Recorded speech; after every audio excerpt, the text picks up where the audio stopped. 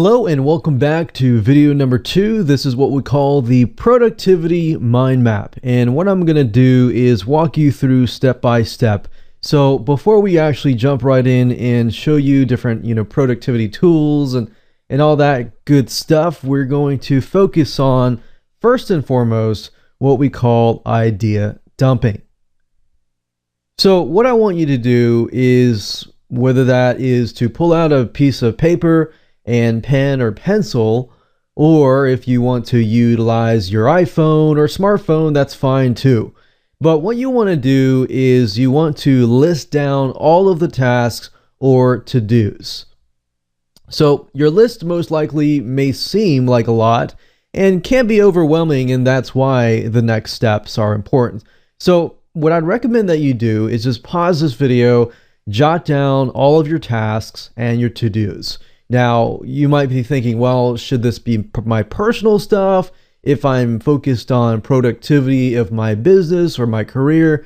Yes, you definitely want to list down all of your tasks, your personal, your career, and your business, and even your fun time.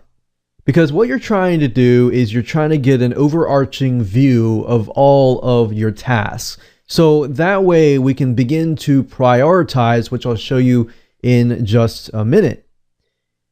And then once you have that list of tasks, and hopefully you've paused this video and you've done that, you want to itemize those tasks. And you want to itemize your list based on categories. So we're not trying to just prioritize the whole list.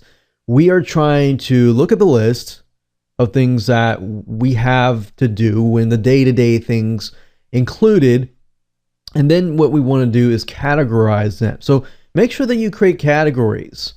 Categories, for example, personal, fun time, work, playtime, entertainment, key tasks that you have to do on a repetitive basis, and even key tasks or even key projects that might be unique. So they can be consistent and they can also be unique. But what you're trying to do is you're trying to categorize them. So okay, I'm spending this amount of the day on personal stuff. And a lot of times we don't realize that until we really write it down. We don't realize that all of our time is being spent maybe on the phone, or maybe being interrupted, or maybe being distracted. And then once we realize that, we say, okay, now I can put stuff in place to prevent that from actually happening. So once you've created those general categories, what you want to do is you want to create subcategories. And the reason why is that if you think about the saying, when you actually complete a task, generally speaking, the task can be split up into baby steps. And by doing that, the actual task gets completed, right?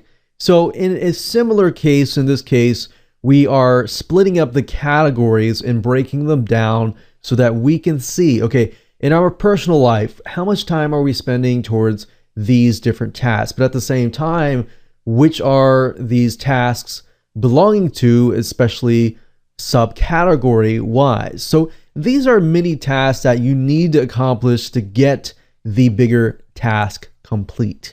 And this is what is going to really help you really break things down, and then it's going to be applicable. Your brain, when your brain looks at a task, like say for example a project, it becomes very overwhelming and very frustrating because the task looks so big.